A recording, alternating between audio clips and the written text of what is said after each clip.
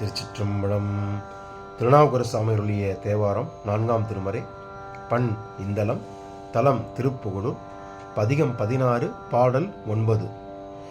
ஈண்டு ஆரழலின் இருவரும் கைதோழ, ஈண்டு ஆரழலின் இருவரும் கைதோழ, நீண்டார் நெடுந்தடு மாற்ற நிலை அஞ்சிய, நீண்டு ஆர் அழலின் இருவரும் கைதோழ, நீண்டார் நெடுந்தடு மாற்ற நிலை அஞ்ச, மாண்டார் தம் என்பும் மலர் கொன்ற மாலையும், மாண்டார் தம் என் அன்பு மலர் கொண்ட மாலையும், பூண்டார் புகழூர் புரிசடையாரே,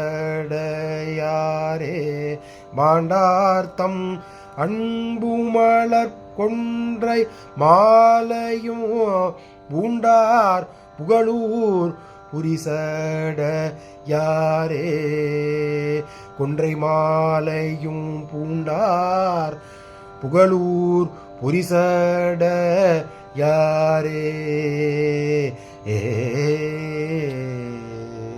திருச்சிற்றம்பலம். இந்த 9ஆம் பாடல் விளக்கத்தை பார்த்து விடலாம். இதில் இந்த திருவண்ணாமலையில் நடந்த பெருமாளும் பிரமனும் அடிமுடி காண எம்பெருமான் ஜோதி சுரூபத்தில் இருந்தார் அல்லவா, அதை மேற்கோள் காட்டுகின்றார். நீண்ட உயர்ந்த தோன்றிய சோதியாக விளங்கும் சிவருமான் அடியும் முடியும் காணாது திகைத்த திருமாலும் பிரமனும் தன்னை வணங்கும் வண்ணம் அவர்கள் முன்னே தீப்பழம்பாக, பெரும் தீப்பழமாக தோன்றியவர் எம்பெருமான். தாங்கள் தடுமாற்றம் அடைந்து பெருமானை விடவும் தாமே உயர்ந்தவர் என்று நினைத்த அவர்கள் இருவரும் சரணாகதி அடைந்ததை இந்த பாடலில் குறிக்கின்றார். அத்தகைய தடுமாற்றமும் இனிமையும் தமக்கு ஏற்படாது என்றும் அஞ்சும் வண்ணமும் அனைத்து உயிர்களையும் அழித்து, ஊழி காலத்தில் அனைத்து உயிரையும் அழித்து, தலையினை மண்டை ஓட்டினை கோர்த்து மாலையாக, எலும்பினை மாலையாக அணிந்தவருமே ஆகியவற்றை கட்டி, எலும்பினை கட்டி மாலையாக அணிந்தவரே. கொன்றை மாலை தனது சடையில் அணிந்த பெருமான் சிவபெருமான். கொன்றை மாலை அவருக்கு சிவபெருமானுக்கு மிகவும் பிடித்த ஒரு பூ. அந்த கொன்றை மாலையை அணிந்த சிவபெருமான் எங்க இருக்கார்? முறுக்கேறிய சடையராக திருப்புகழூர் தலத்தில் உரைகின்றார்.